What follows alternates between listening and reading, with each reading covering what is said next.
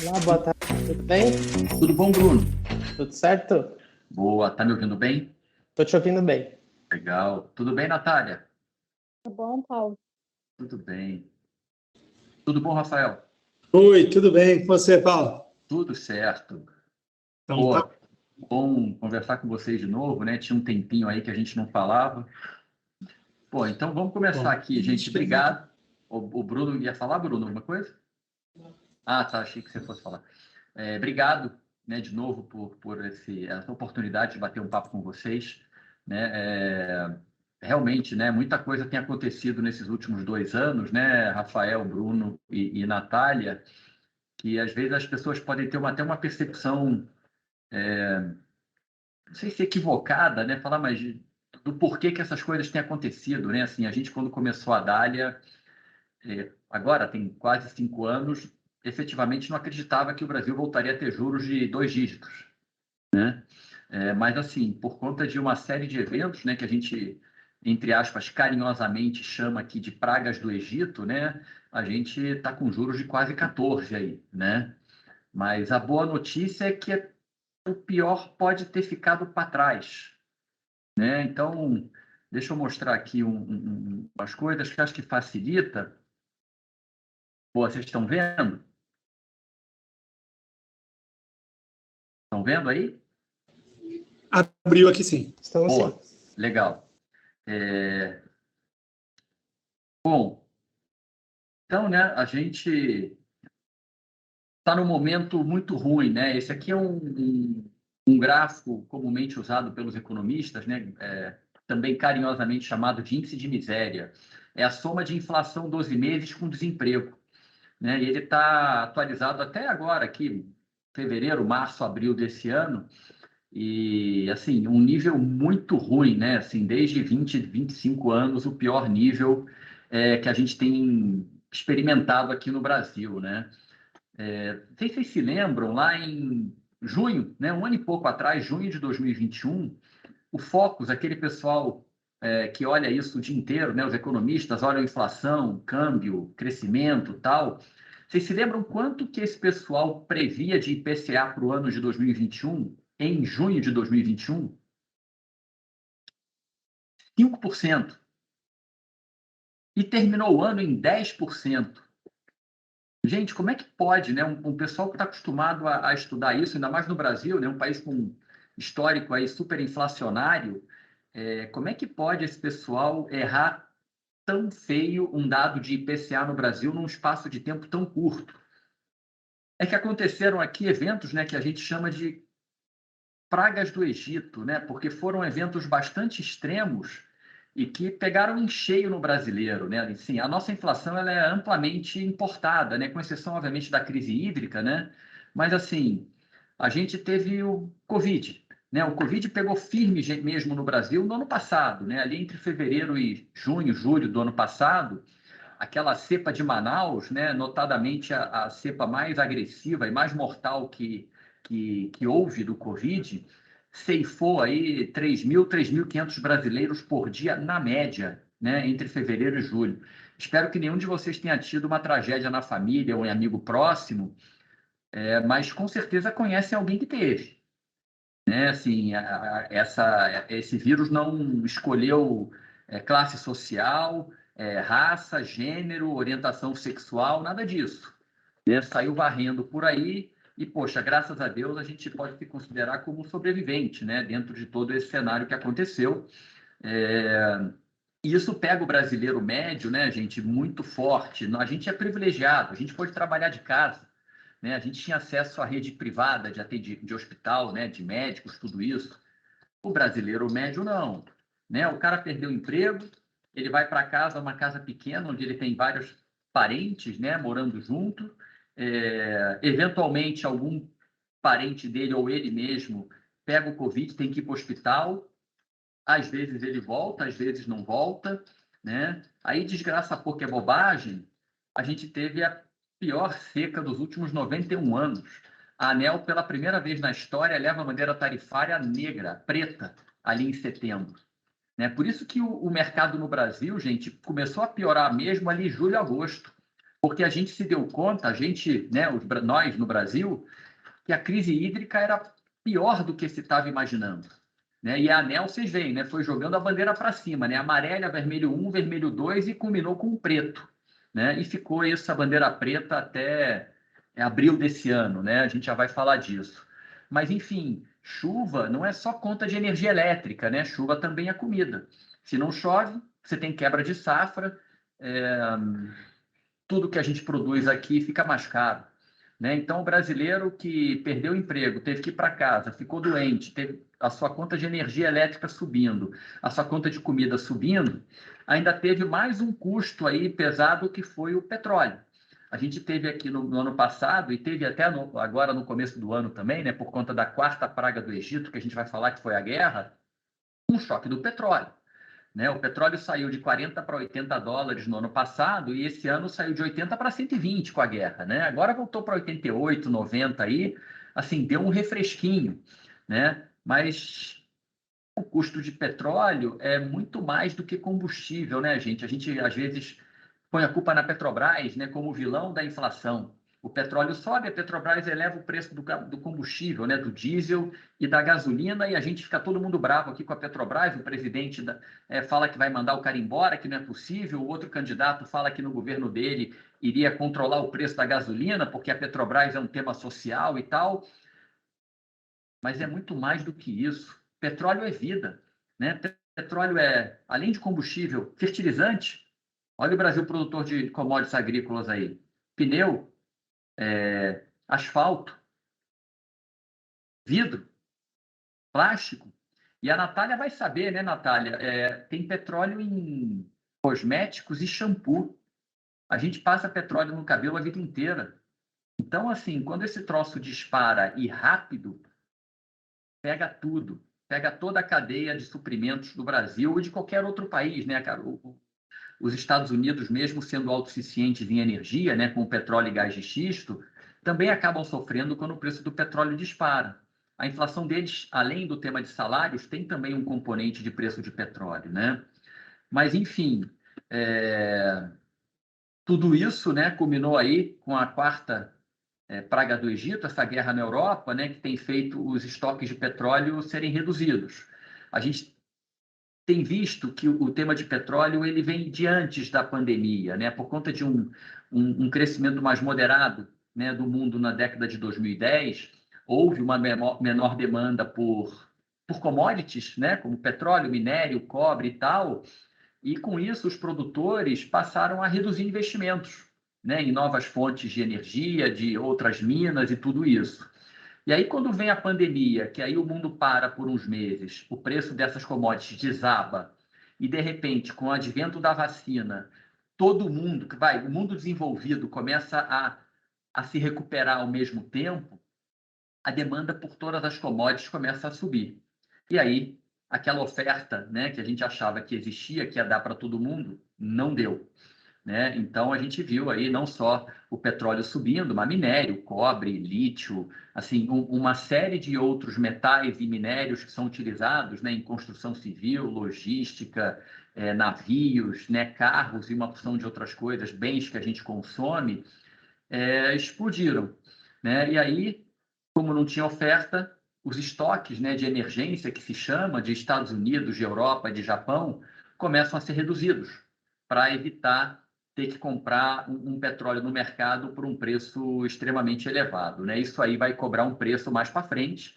Né? Na realidade, o que a gente acha é que mesmo com o fim da guerra, que a gente não tem noção de quando isso termina, né? Mas pelo menos ela não deveria piorar, o preço do petróleo vai ficar em níveis elevados, né? 80, 90 dólares, eventualmente indo buscar aí os 100 em algum momento, né? O problema disso não é tanto, né? Porque, na realidade, a inflação é variação de preço no tempo. Se o petróleo já está 90 dólares e a gasolina, agora que por conta do ICMS caiu, está em 5,5, 6 reais o litro, se daqui a um ano o petróleo ainda tiver 90, 100 reais o litro, 5, 6 reais o litro, a inflação é zero, correto? Fica cara, mas a inflação é zero. Tá? Então, tem esse componente interessante para a gente olhar.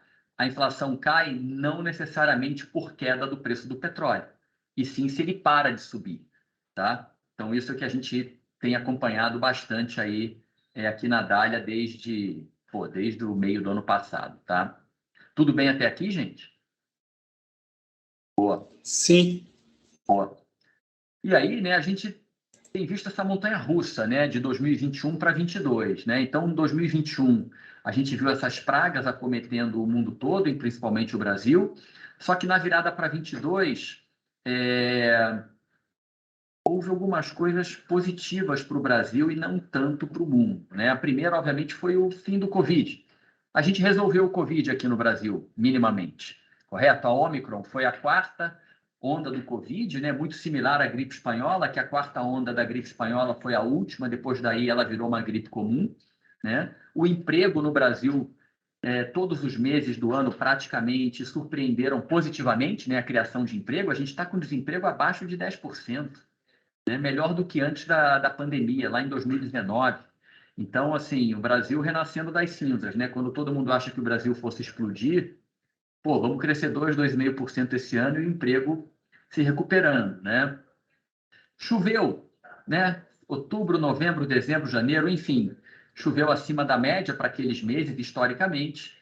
A ANEEL, em abril, 15 de abril, 16 de abril, mais ou menos, corta a bandeira tarifária de negra para verde. Né? A nossa conta de energia cai, não só de nós, consumidores de pessoa física, mas também da indústria. Olha, um vetor desinflacionário aí atuando também. E o terceiro, o petróleo, né? A gente vê ali essa guerra na Europa que puxou os preços para 120, até 130 dólares em algum momento, e de uns 2 meses para cá, mais ou menos, com o arrefecimento do conflito e também com uma expectativa de uma desaceleração econômica importante, tanto na Europa quanto nos Estados Unidos, o petróleo voltou aí para sub 90 dólares, o barril. Então, isso tem se refletido muito também no Brasil, né? A nossa inflação está cedendo, inclusive com a ajuda, né, do tema de impostos lá do ICMS, que o governo federal negociou com os estados. Mas, gente, esse tema de corte de imposto para combustível acontece no mundo todo, né? Não é, pessoal, tem gente que fala gol de mão, não vale, isso aí no ano que vem volta.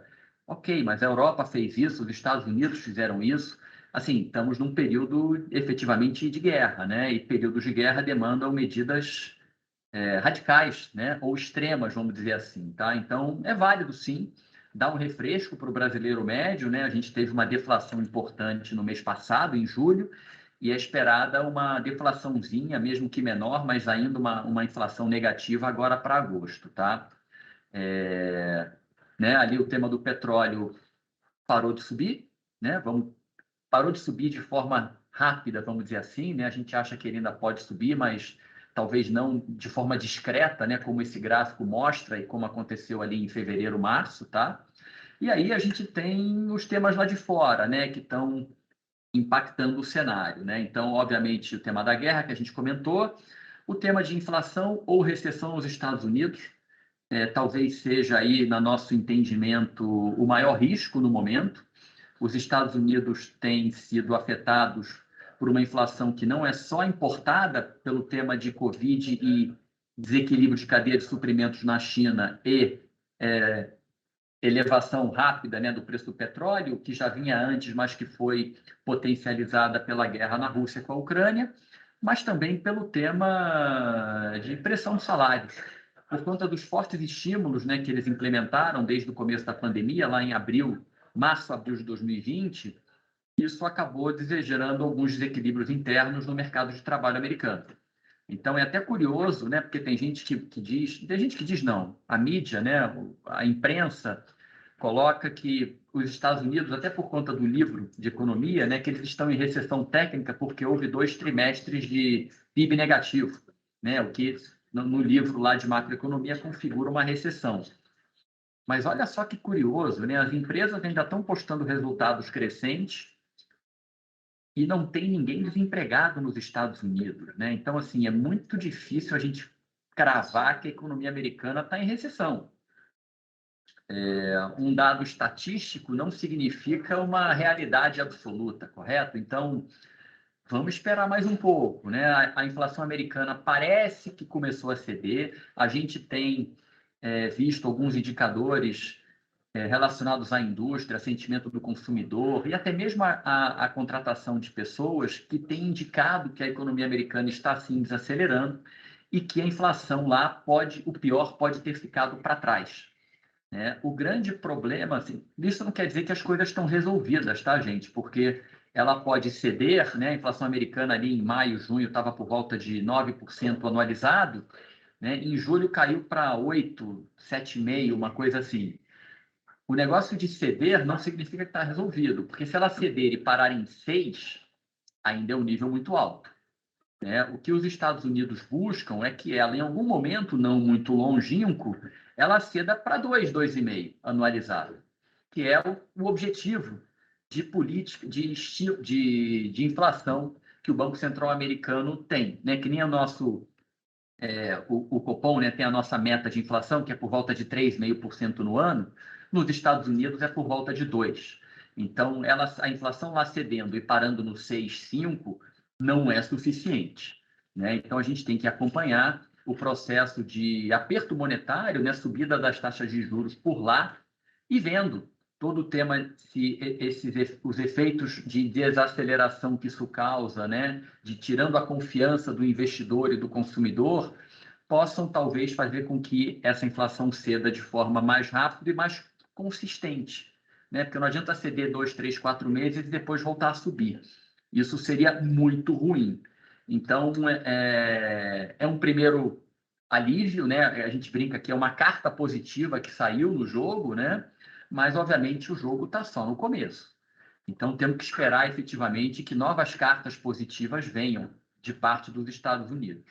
E na China, é incrível como o que está acontecendo com a China, né? Eles ainda estão fazendo lockdown, gente.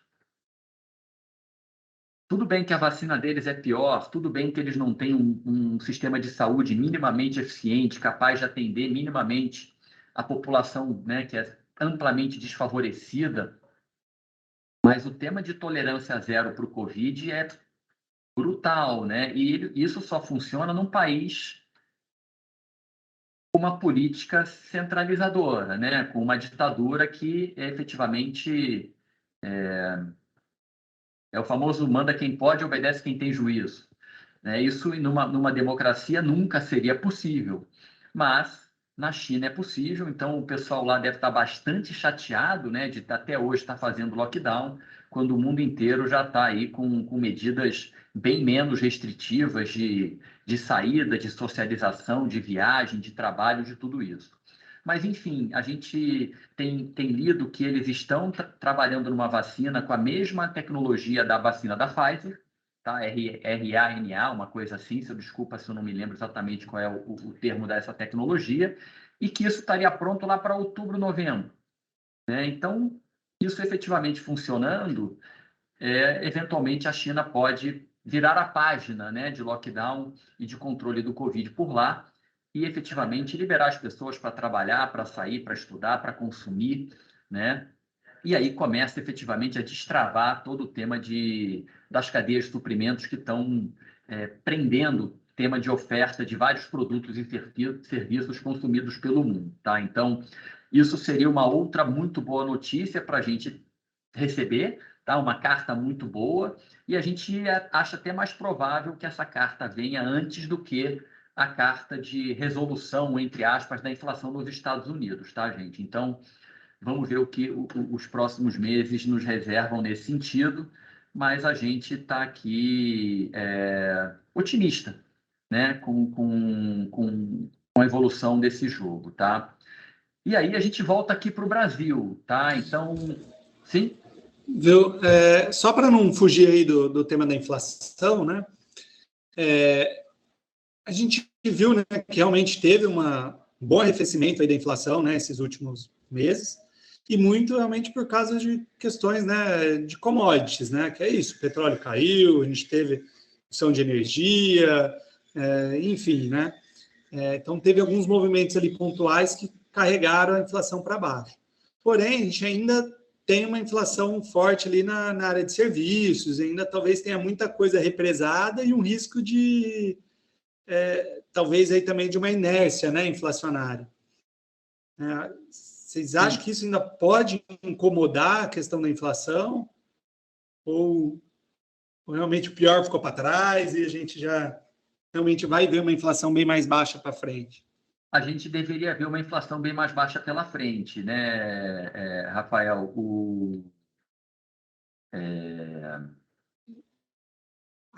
Aí até não sei se você vai falar sobre isso, né? Até não sei qual é a expectativa de vocês, né? Também da casa aí para a inflação. A gente não costuma fazer expectativa de preço, né? Assim, o que importa para a gente é a tendência, tá? Tanto de câmbio, crescimento, inflação, juros. A gente acha que a tendência da inflação é de queda, né? Esse gráfico, né, essa linha vermelha, mostra a expectativa para o índice da miséria dos principais bancos aqui do Brasil, né? XP, BTG, Itaú e tal. O Focus, né, que é aquele pessoal que estuda inflação, que às vezes erra, né? Mas eles já apontam para uma inflação no ano que vem de 5,30, parece, né? Isso considerando, assim, eles têm muita informação também, né? Não é porque eu tenho aqui uma informação que ninguém tem, nem eles têm mais informação que a gente, tá? Então, eles já apontam para uma inflação de 5,30, uma coisa assim, 5,30, 5,40 para o ano que vem. Considerando essa inércia que você está falando, considerando esse tema de serviços pressionado, porque o tema de variação de preço no tempo, gente, é super relevante, né? Se o petróleo parar de subir, assim, petróleo e câmbio são os dois principais vetores de inflação no Brasil. O câmbio, com esses juros de 12%, 13%, 14%, a gente acha que ele ainda tem tendência de se apreciar antes de voltar a subir. Tá? Então, provavelmente, as coisas meio que se alinhando nos próximos meses, passando a eleição, inclusive... Se apreciar, você diz, o real apreciar frente ao dólar. Isso. O dólar vem para baixo de 5. Tá? O dólar vai beliscar de novo ali os 4,70, né, que andou beliscando esse ano. Isso tem um efeito não só matemático, né, no tema de inflação, como psicológico, né, gente? A gente sabe que nossos empresários, eles olham, pô, o câmbio está subindo, então, poxa, vai ficar ruim aqui. Poxa, o petróleo está subindo, a gasolina subiu, vou aumentar meu preço aqui também. Então, tem todo esse tipo dessa inércia, né, e desse tema psicológico que é muito presente na cabeça do empresário brasileiro ainda. Então, quando você tem, pô, o petróleo parou de subir, a gasolina está caindo e o câmbio está se valorizando, o real está se valorizando, opa, o cara dá uma relaxada, né? A gente acha, na realidade, que a inflação do que vem vai ser menor do que o Focus está apontando, tá? Então, esse ano ela já está caindo, né? Já era 7,5, quase 8, está já sub 7, né? A expectativa do próprio Focus. A gente acha que pode cair ainda mais, pô, se a gente tiver sorte, ela fica aí em 6,5, não seria muito difícil disso acontecer, tá? A gente acha até que é mais provável do que 7, né? Ficar 6,5 do que 7. E com isso, gente, quando virar o ano, passou a eleição, independente de quem ganhou, tá? Passou a eleição, daqui a pouco a gente fala mais disso. Passou a eleição, o tema de China ali, pô, saiu a vacina que está um pouco melhor, lá o tema do Covid, está destravando cadeia de suprimentos. Os Estados Unidos, pô, efetivamente a inflação está cedendo, né? A gente leu aqui análises hoje que o mercado está achando que o Banco Central não vai subir tanto os juros e que vai cortar no meio do ano que vem já, né? A gente, pô, também não está comprando muito essa ideia, né? Está muito cedo. Banco Central americano, né? Banco Central americano, né? Mas com essas coisas evoluindo minimamente positivamente, tá? Não estou nem dizendo assim, se der o melhor cenário possível, se não der outra tragédia na realidade, o Banco Central corta os juros no primeiro trimestre, tá? Banco Central brasileiro. Então, a gente tem esse tom otimista, né, gente, para o médio e longo prazo. E não posso nem dizer que o começo do ano que vem é médio prazo, né? Ainda é curto prazo, mas nesse curtíssimo prazo que são esses próximos 2, 3 meses, até ali outubro, novembro, é ter um pouco de cautela. O S&P ainda está muito pressionado, os dados de inflação, teve um que mostrou uma carta positiva, tem que vir outros. Ainda está rolando uma guerra na Europa, daqui a pouco começa o inverno na Europa, aí a gente sabe que a Rússia vai fechar a torneirinha do gás, todo mundo sabe na realidade, inclusive a Alemanha, a França, todo mundo que compra sabe, né? Eles estão fazendo já racionamento de gás, porque lá é menos o impacto, né, para as indústrias, mas mais o impacto para as pessoas, né, que tem que se aquecer, porque lá o inverno é brabo, né? Não é que nem aqui, que é mais ou menos tranquilo. Então, assim, tem alguns riscos aí pelo caminho que impedem a gente de ter um posicionamento mais agressivo nas carteiras, tá? E, poxa, tem, né, o tema de intenção de voto, né? A eleição, na nossa opinião, não vai se resolver no primeiro turno. A gente já tinha essa percepção, mesmo quando tinha aquela boca de jacaré grande ali, lá em começo do ano, né, que era a maior diferença entre os dois principais candidatos. Essa diferença tem fechado bastante. A gente acha que vai ali ser no Photoshop mesmo, né? Só apenas lá no final de outubro que a gente vai ter a definição de quem será o próximo, né? Ou a manutenção do presidente aqui no Brasil. E lembrando, né, gente, que a gente costuma dar mais valor ao poder do presidente do que efetivamente ele tem. Hoje, o Congresso é quem efetivamente aprova ou não aprova, né, as matérias que o governo atual, né, o governo que está sentado na cadeira, manda para lá. O Temer, não sei se vocês se lembram, aprovou aquela lei do orçamento impositivo, né, provavelmente como um acordo para ele poder ter o impeachment da Dilma e assumir, né, uma moeda de troca ali com o Congresso, onde, na realidade, quem tem poder de veto agora é o Congresso e não o presidente. Né? A gente já viu isso algumas vezes. O Congresso tinha lá uma lei, um projeto de lei, o Bolsonaro vetava, voltava para o Congresso aprovava e vamos embora. Né? Então, assim, e o nosso Congresso é de centro-direita. A chance de um outro presidente, né, um outro governo, querer alterar muito das coisas que têm sido feitas nos últimos dois governos, né? O próprio Michel Temer começou com um processo liberal, né, de diminuição do Estado na economia e reformista e desestatizante. É difícil, de repente, alguém chegar lá e desfazer tudo isso de uma hora para outra, tá? Então, por isso que a gente, no curtíssimo prazo, entende como tanto faz quem levar à eleição. Obviamente, no médio e longo prazo é diferente, tá? Mas num primeiro momento, a gente não acredita que haverá grande diferença, a não ser para empresas estatais. Né? Essas empresas estatais listadas, sim, terão aí um tipo de precificação diferente, dependendo do resultado das eleições, tá?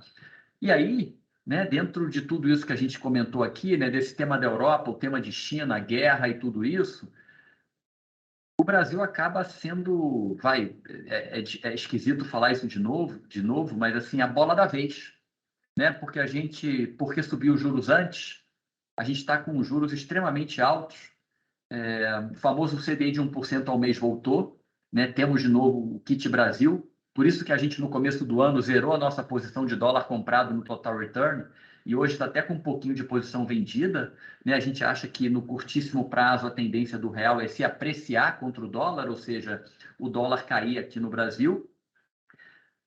Nós temos commodities.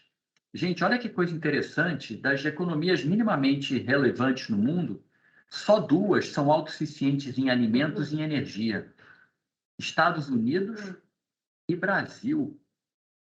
A China e a Índia são importadores líquidos de alimentos e de energia. Se estoura uma guerra nuclear na Europa, esse pessoal todo passa fome. O Brasil não, os Estados Unidos não. E eu digo passar fome não só a Índia e China, a Europa também.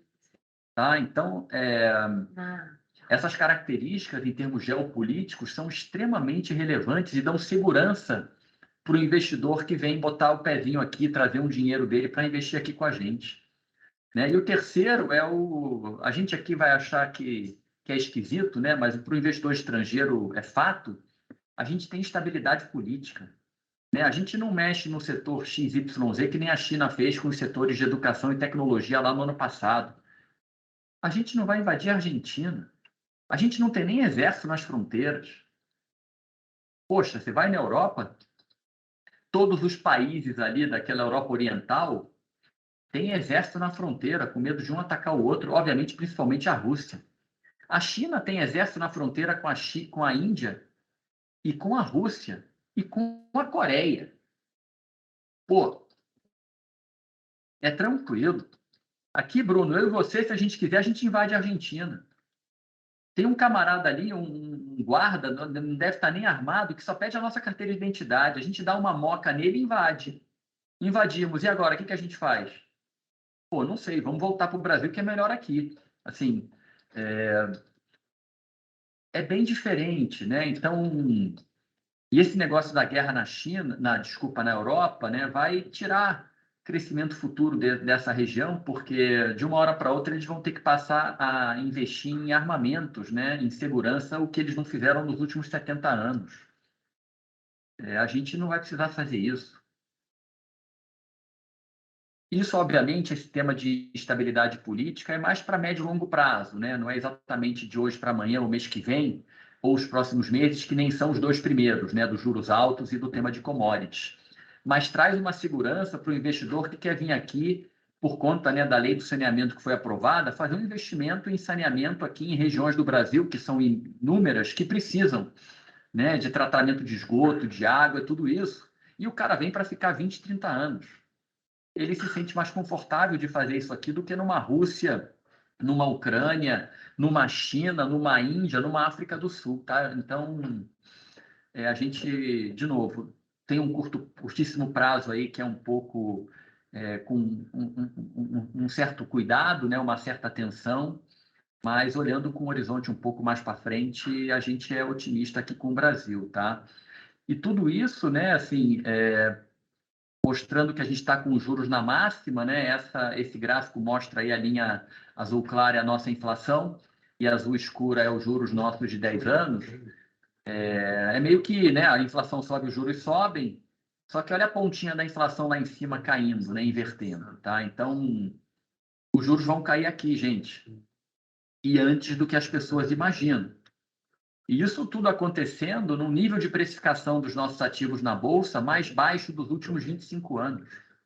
Está mais baixo do que na época do pior momento do Covid, lá em março de 2020. Está mais baixo do que na recessão da Dilma, 2015 e 2016. Está mais baixo do que em 2008, ou próximo do nível de 2008, quando a gente tinha a ameaça de explodir o sistema financeiro do jeito que a gente conhece, né? Porque quebrando o banco americano é o fim dos tempos, correto? Só que qual a diferença desse momento de agora para aquele momento lá em 2008, gente? As empresas estão gerando lote de caixa.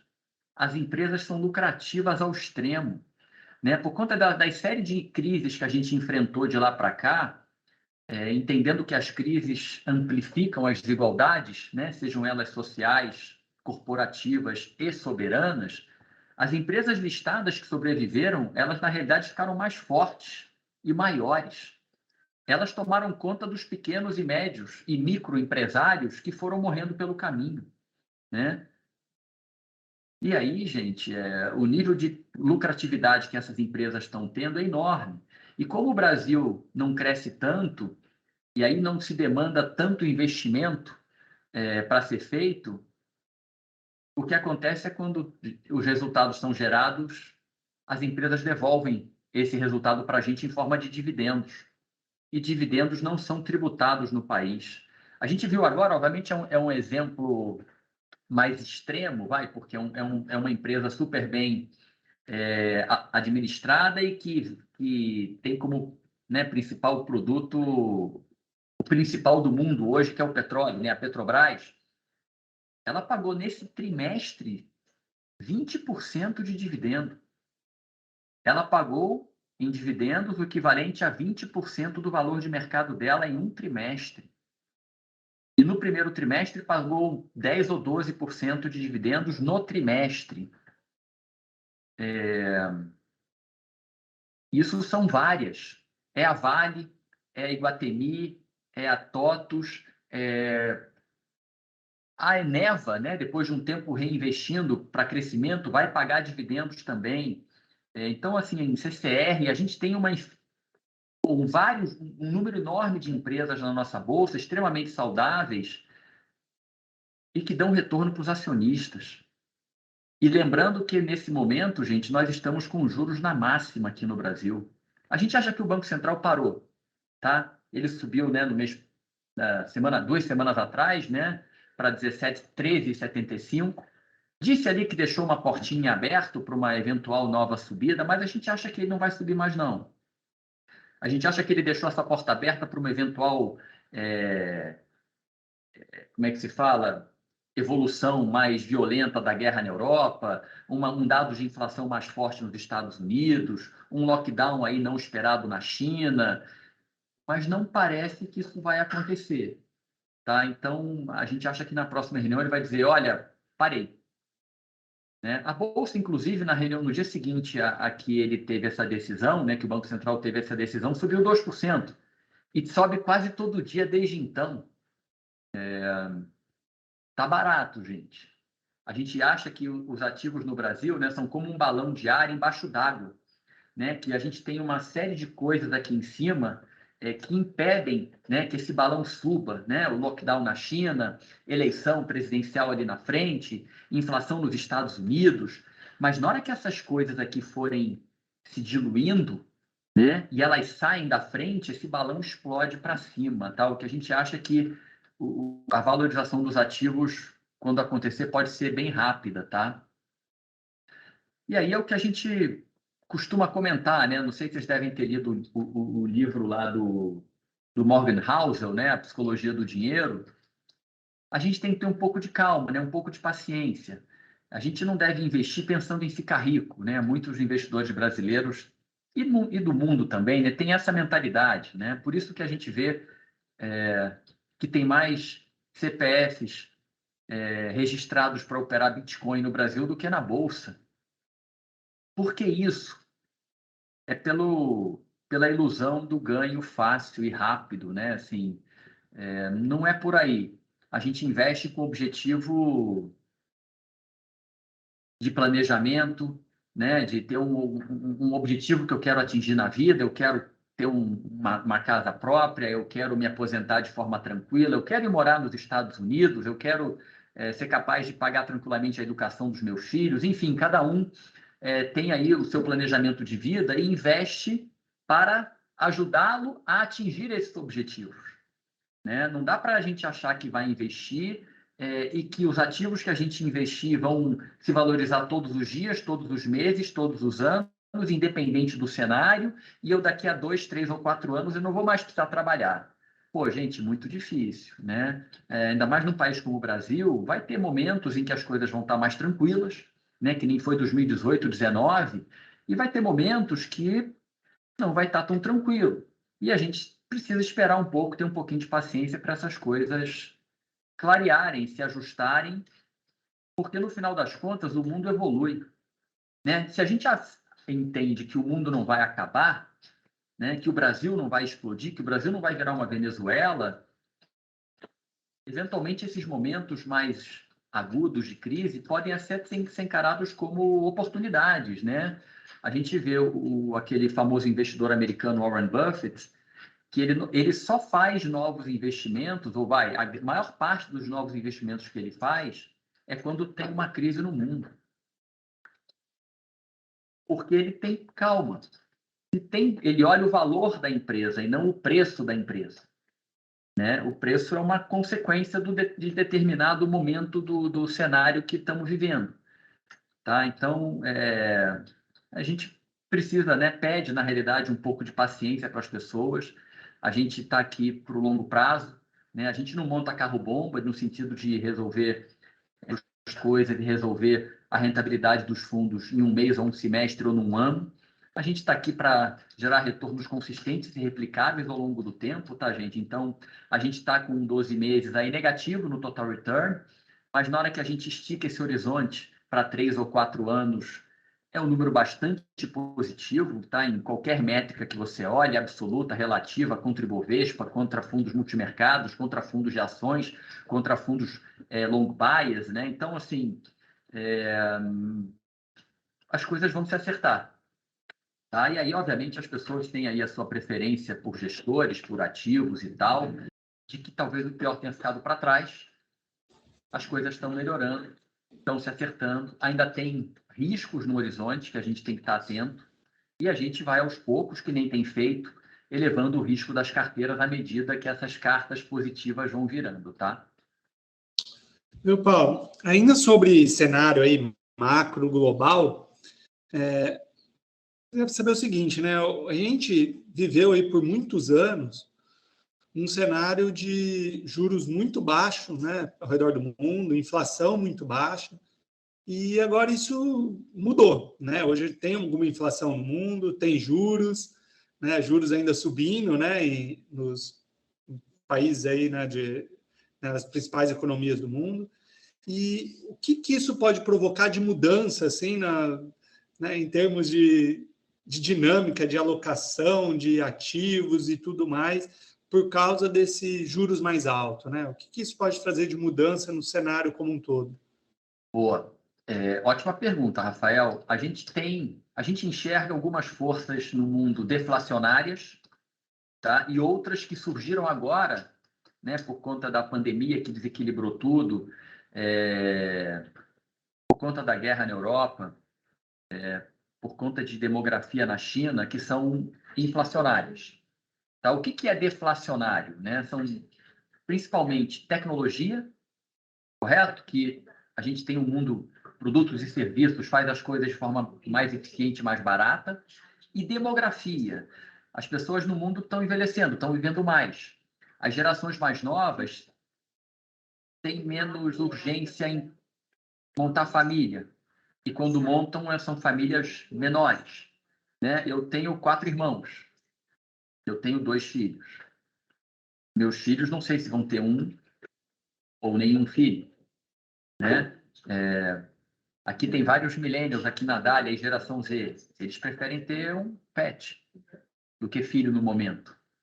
Depois eu vejo isso. Né? E a gente, quando está num certo nível de vida, né, de idade, muda os hábitos de consumo. Eu não preciso comprar mais apartamento. Eu não preciso, daqui a pouco, não preciso mais gastar com educação dos meus filhos. A minha mãe, que é mais idosa, ela gasta com comida e remédio. Ponto. Tá? Então, os hábitos de consumo, né, à medida que a gente avança no tempo, aumentam, mudam e não são geradores de PIB. Tá? O tema de China, né, é relevante porque a gente dificilmente vai ver a China crescendo da forma como cresceu. Não vou nem dizer dos últimos 30 anos, mas dos últimos 5, 10 anos. Né? A China tem um problema demográfico muito poderoso. A população que trabalha na China ela vai encolher 20% até 2050, pelos cálculos do FMI. Por quê? Porque de 1970 até pouco tempo atrás, tinha lá a política do filho único. E o oriental, ele privilegia o homem, o filho homem, porque para eles o filho homem gera mais renda no trabalho e cuida dos pais na velhice. Na China não tem previdência social, as pessoas mal conseguem ter uma poupança. Então, quando elas esticam, né, a vida útil de trabalho até o limite, e depois daí elas não têm mais agenda nenhuma. E aí, quem é que cuida deles quando eles se aposentam ou não podem mais trabalhar? O filho e a nora. Pô, eu vou ter uma filha, lá na frente ela não vai cuidar de mim, vai cuidar dos sogros dela. O que eu faço? A população chinesa cresceu majoritariamente masculina nesse período. Então, não inventaram ainda, né, Natália, jeito de fazer filho sem mulher. Eles têm um problema. Eles recentemente passaram a incentivar as pessoas a terem 3 filhos, né? Agora, difícil, né? E o outro tema, mais relacionado a um tema geopolítico, né? Os Estados Unidos, eles, porque tem aquela autossuficiência em alimentos, que a gente já sabe, e, mais recentemente, a autossuficiência em energia, eles estão deixando de ser a polícia do mundo. Né? Esse período de 70 anos, depois da Segunda Guerra Mundial, de paz absoluta que a gente viveu, não é o normal. Isso foi garantido pelos Estados Unidos para fazer com que países se recuperassem depois da Segunda Guerra Mundial e evitassem, né, que adotassem o comunismo como modelo econômico, né, que adotassem sim o capitalismo para poder consumir os produtos que eles produziam. E para isso, com a minha marinha, eu vou garantir que o comércio exterior ocorra no mundo todo de forma segura, inclusive para a China. Pô, eu quero que a China se desenvolva, quero que ela cresça. Japão também, eu joguei bomba nuclear nos caras, mas eu vou te ajudar a se reconstruir, tá? Ele só não pegou na mão da Rússia, que era o país comunista, que era a ameaça comunista, né? Ele agora tem petróleo, com gás e petróleo de xisto. Ele não precisa mais do Oriente Médio. Ele é autossuficiente em alimentos. Gente, se vira aí. E aí, além do mais, ficaram chateados, né, também a Europa, com o tema como a China lidou com o Covid. Vou transferir toda essa cadeia produtiva que a gente levou para a China, que inclusive ajudou o mundo a ter uma inflação menor nos últimos 30 anos, de volta para cá, para o Ocidente. E aí, Brasil e México talvez sejam os principais países que vão se beneficiar dessa recondução das cadeias de suprimentos para próximo aqui. Vai custar um pouco mais caro. Então, a gente tem aí uma China que cresce menos e que compra menos e vende menos para o mundo, né? Uma migração, uma regionalização, né? Menos do que uma desglobalização. A gente vai ter dois polos, a gente acredita, né? O Ocidente, a Europa para cá e a Ásia para lá. Tá? A Austrália, obviamente, se pegando nesse bloco aqui e Japão meio que ali ou aqui, né? Porque é rival histórico da China e, pô, os Estados Unidos jogou bomba aqui em mim, mas ele me... Então, assim, o Japão ali meio que um pé lá, um pé cá, mas vai ter a China com seus satélites e os Estados Unidos com seus satélites, que são Europa Ocidental, né? Europa em grande medida, exceção da Rússia, e América Latina. Vai ficar um pouquinho mais caro. Então, tem essas forças, né, que puxam essa inflação para cima e tem essas outras forças que puxam a inflação para baixo. Talvez os juros americanos não voltem para 1,5, 2 tão cedo. Mas 2,5, 3? Com certeza os juros no Brasil nunca mais voltarão para 2. Talvez a gente não esteja vivo aqui quando isso acontecer. Mas para 6, a gente acha que 2024 volta para 6. Se a gente tem juros de 6 e inflação de 3, 3,5, juro real de 2, 2,5, tá bom. Se o juro americano é 2,5, 3, com inflação de 2, 2,5, 3, países precisam de ter juro real positivo, gente, se precisam de poupança externa para financiar meu crescimento. Os Estados Unidos não precisam. Ele pode ter juro igual ou até um pouco mais baixo que a inflação. Porque o mundo quer dólar. Ainda. E por muito tempo ainda. Então, se a inflação é 2,5, 3, ele pode ter juros 2,5, 3. Era 2,5 até a pandemia, correto? Não estamos falando que era 1 quando começou a pandemia. Não, era 2,5.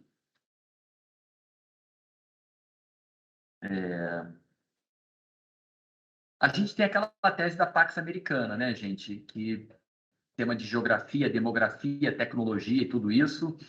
A gente acha que, na realidade, os Estados Unidos vão ficar mais fortes depois desse momento todo, tá? Então, é difícil acharmos, né, mundo, uma moeda que substitua, ou eu não digo uma moeda, né, mas um ativo que substitua o dólar como referência de valor no mundo. Né? O ouro é muito finito, né? Assim, Bitcoin, eventualmente, pode ser, mas está cedo ainda para pensar nisso.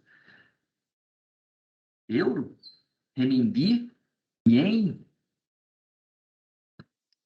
muitíssimo pouco provável que a gente veja isso, pelo menos enquanto eu estiver vivo. Vocês são mais jovens, talvez vocês vejam. Eu vou viver 100 anos, tá? Então, nos próximos 50 anos, eu acho que a gente vai ainda enxergar os Estados Unidos como uma potência hegemônica, financeira, econômica. Óbvio que pode ter algum momento em que essas coisas oscilem, né? É o tal negócio, um campeonato de futebol, o time não ganha todas as rodadas, né? Ele ganha um tempo, fica bem, aí dá uma balançada, cai um pouco, eventualmente ele perde a liderança em uma ou duas rodadas e volta a ganhar porque ele é o melhor time, tá?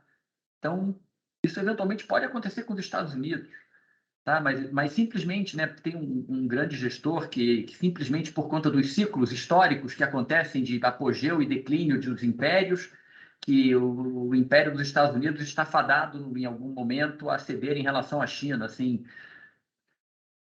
pô, a gente humildemente discorda, pelo menos num horizonte enxergável de tempo, né? Assim, mas quando isso vai acontecer, amigo? É nos próximos 10 anos, 30 anos ou 100 anos? Senão fica muito jogado, correto? Pô, se é daqui a 50 anos, eu não preciso investir pensando nisso agora, certo? Pô, daqui a 50 anos, vou manter tudo meu nos Estados Unidos ainda. Porque daqui a 48 anos eu olho isso. Mas não agora. A gente prefere investir nos Estados Unidos. Não quer dizer que nunca vamos investir na China. Já tivemos um pouquinho de investimento em ativo da China.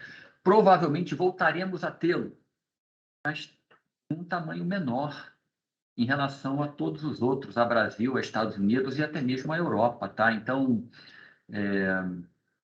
tem toda a razão o seu tema, tá, Rafael? A gente só não acha que será crítico, né? Vamos ter por um tempo um novo normal, que é com uma inflação, um nível de inflação um pouco acima e um nível de juros um pouco acima, mas não que desvirtue, que assim, Isso não deve causar grandes diferenças no que a gente tem visto até agora. Isso, né? Assim, Isso.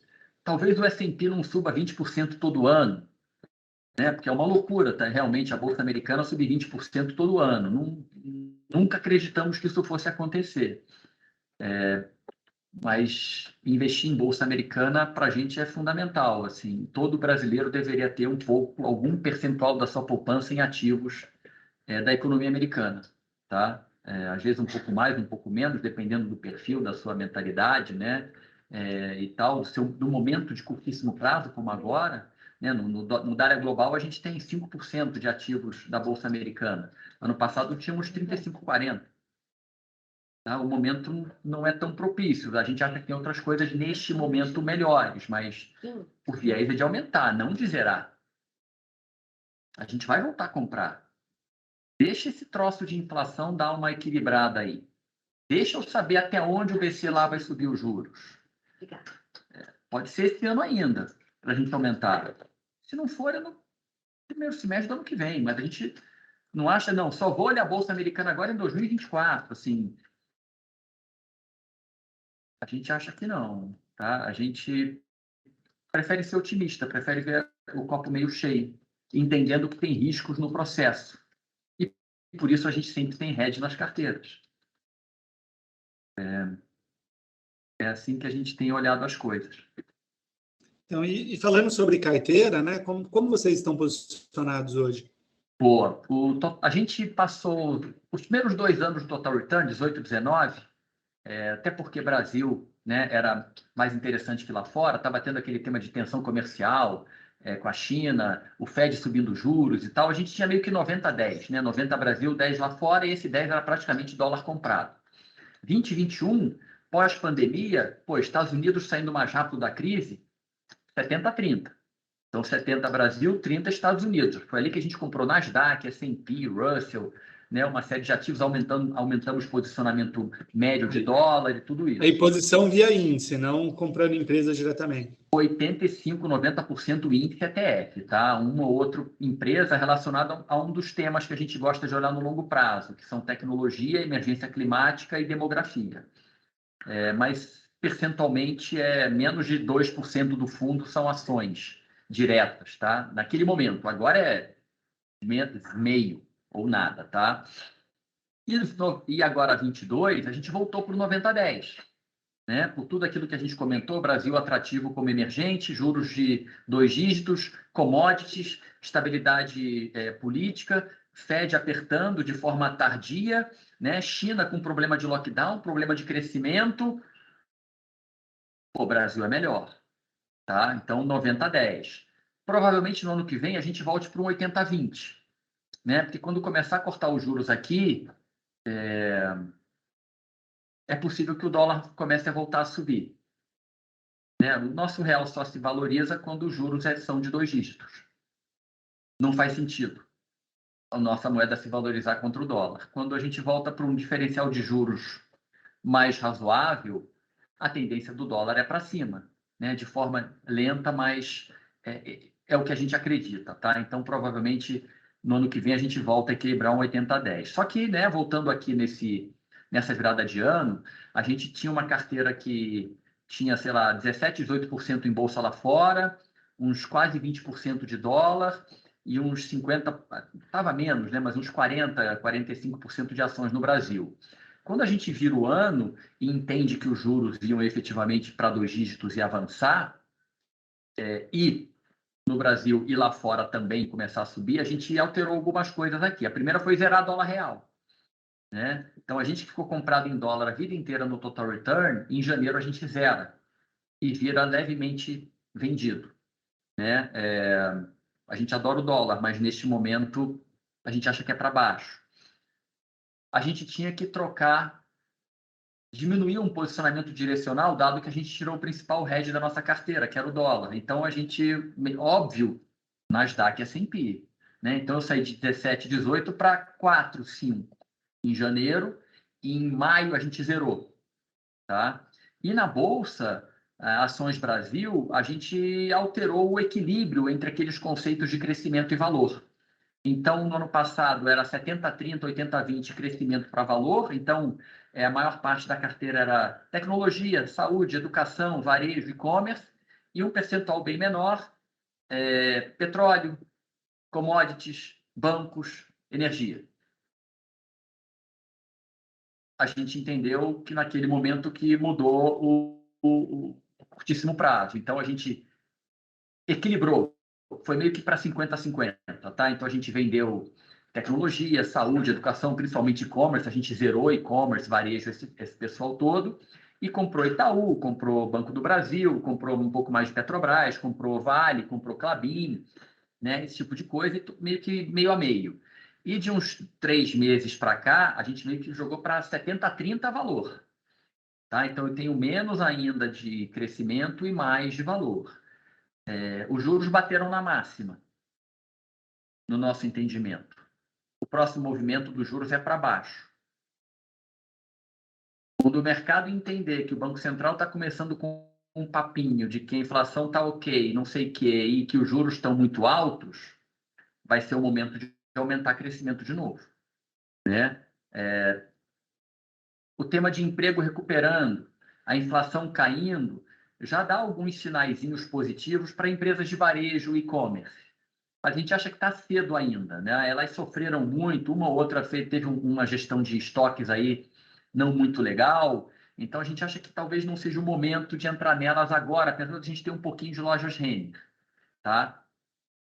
Mas, eventualmente, Mercado Livre, provavelmente a gente vai voltar a comprar em algum momento, vai aumentar TOTUS, VEG, Iguatemi, que a gente já tem, Vivara.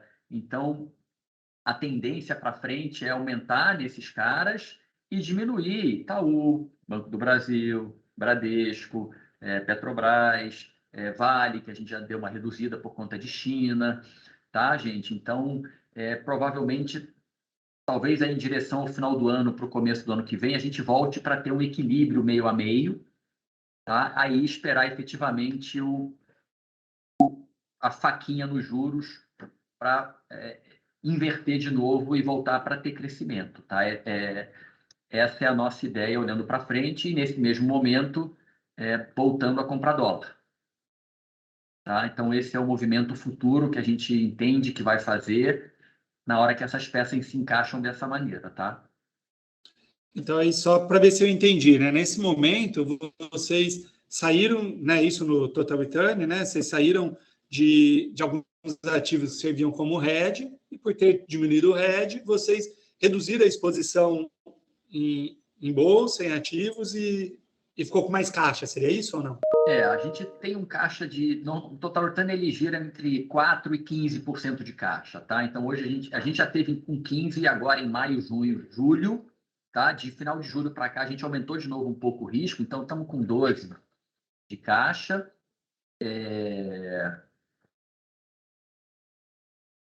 Peraí, me escapou aqui. E o principal hedge da carteira agora, né, que às vezes um pouquinho mais, um pouco menos, é o petróleo. Né? Então, qual é o risco caudal mais relevante que a gente acha? A inflação. O que pode efetivamente trigar uma elevação da inflação no mundo rápido de novo? Petróleo. Né? Óbvio que o tema lá de salário nos Estados Unidos gera inflação, mas para eles. Né? Para a gente, não. Para a Europa, também não. Mas o petróleo... Tá? Então, a gente tem PetroRio, PetroRecôncavo, tem ETF de petroleiras globais lá fora e tem o petróleo. Tá? Então, isso dá uns 7%. Tá? 7, 8% do risco do fundo, tá, Rafael? Então, o hedge é como se fosse um hedge direcional. Né? Para você ver, né? O petróleo caiu, mas a Petrobras subiu. As petroleiras globais estão dando lote de resultado, distribuindo dividendo e o caçamba. Por quê? Porque o petróleo, mesmo a $90, ainda é bastante alto. Mesmo caindo de 120 para 90, ainda é alto. Tá? Então, é um hedge que tem funcionado, né? Não é todo dia ou toda semana, mas nesses 6 meses ou 8 meses do ano, a gente tem uma contribuição positiva dos nossos ativos de petróleo na carteira, além de segurar em alguns momentos mais difíceis que aconteceram nas bolsas, né? Com bolsa para baixo, petróleo para cima, deu uma segurada. Tá? Então, de novo, dentro desse cenário que eu comentei, a gente vai, obviamente, diminuir alguma coisa de petróleo e aumentar dólar para fazer a troca de bastão de novo do hedge, tá?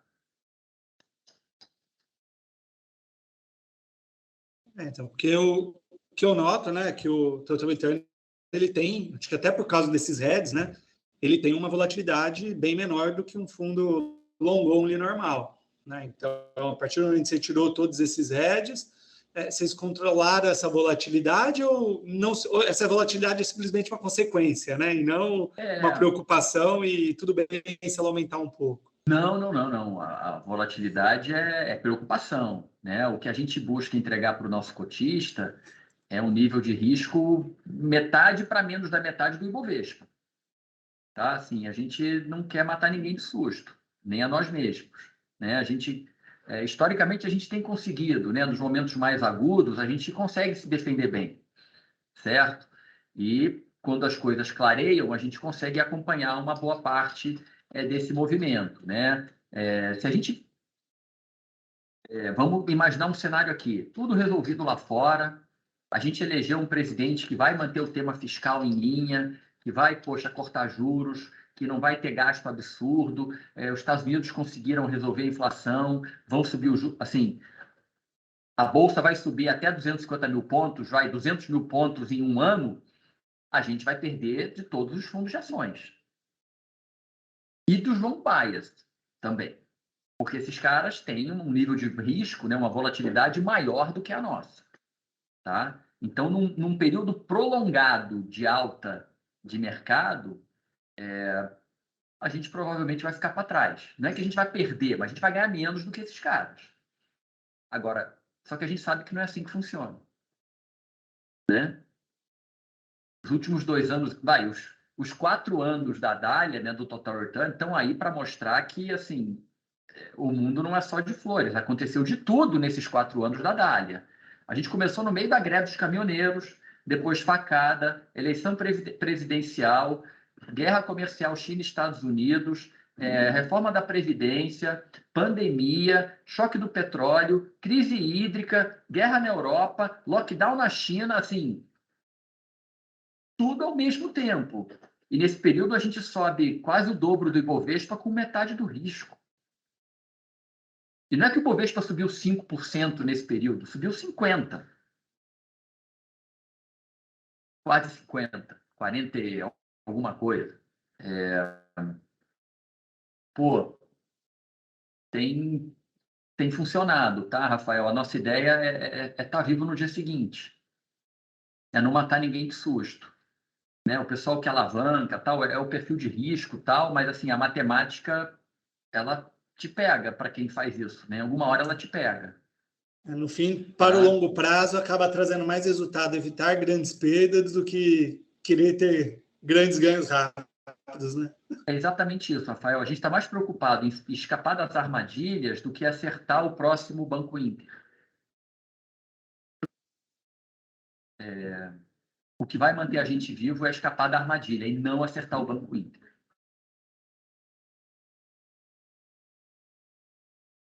Se a gente acertar o Banco Inter, ótimo, Perfeito. mas assim, o tamanho que a gente vai pegar vai ser razoavelmente pequeno. Não vai ser 10, nem 15, nem 20%. Eu vou ter 3, 4% desse papel. Então você vai ver que eu fui bem, mas não vai saber, você tinha Banco Inter. Né? Tem cara que você olha a cota, você fala, esse cara tem 30%, 20% de Petrobras. Tá na cara. Né? Aí um dia a Petrobras cai 5, a cota do cara faz assim, buf. Esse cara tem Petrobras. A gente tinha Magazine Luiza. Vocês perceberam que a gente tinha Magazine Luiza? Tinha 2% de Magazine Luiza. Tem gente assim, 10% de Magazine Luiza. É a nossa maneira de ver as coisas, tá? A gente quer fazer outra live com você e seus clientes daqui a 10 anos, daqui a 15 anos, daqui a 20 anos. Significa que a gente está aqui ainda. E que vocês ainda confiam na gente. Né? Porque eu posso estar aqui, mas assim, foi um tiroteio tamanho que você fala, malandro, esquece esse cara. Sai daqui. Esse cara, tá louco. Esse cara é maluco. Tem ano que eu vou subir 90%, tem ano que eu caio 70%, assim. Você quer acertar o ano que eu vou subir 90%? Difícil, né? Isso é impossível. Né? Aí, ano que vem ele vai cair 70%, resgata. Você só sabe depois que apanhou. Né? Porque para subir 90%, podia ter caído 70%. A relação de risco é simétrica.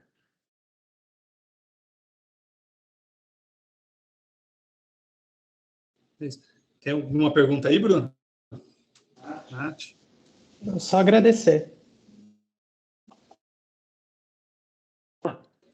Então, tá joia então, Paulo. Não sei se tem mais alguma coisa aí para nos falar, mas a aula aí foi ótima, né? Se deixar, a gente fica conversando aqui até tarde. Não, legal, tranquilo, gente. Obrigado de novo. Obrigado de novo aí pelo bate-papo. A gente está para lançar com a XP o Total Return 70 Previdência, tá? Então, ele nasce aí, né? A gente tem o Dália 70 lá, que está fechado, então está vindo agora o Dália Total Return 70 Previdência. A única diferença é a estrutura de custos. Né? O Dália 70 ele tem só taxa de administração, e esse novo fundo ele vai ter uma taxa de administração mais baixa e vai cobrar performance. Tá? Carteira idêntica, a mesma coisa. Tá? Então, a gente acha que na virada do mês ele nasce aí para os clientes, para todo mundo, tá bom? Não, legal. Foi uma aula, né? A Dália aí sempre dando aula aí sobre mercado, sobre história, sobre tudo. Boa, gente. Obrigado aí. Só uma curiosidade. Claro. Que fica esse símbolo aí de vocês? Cara, é meio que um misto, porque dália é uma flor, né? Então, isso aqui é parecido com uma flor, né? Pode entender como uma flor. Tem gente que enxerga uma formiga, né? Tem gente que enxerga um tourinho, né? Com os, né? O bull, né? Do mercado financeiro, enfim. Mas a gente pensou mais numa flor mesmo, que vem do nome, né? Que dália é uma flor aqui da América Latina, que tem crescimento perene e tal. Então, a ideia veio daí. Legal. Bom, agradeço então mais uma vez, Paulo. Valeu, pessoal. Tudo de bom aí. Põe casaco que amanhã vai esfriar, hein? Obrigado. Até mais.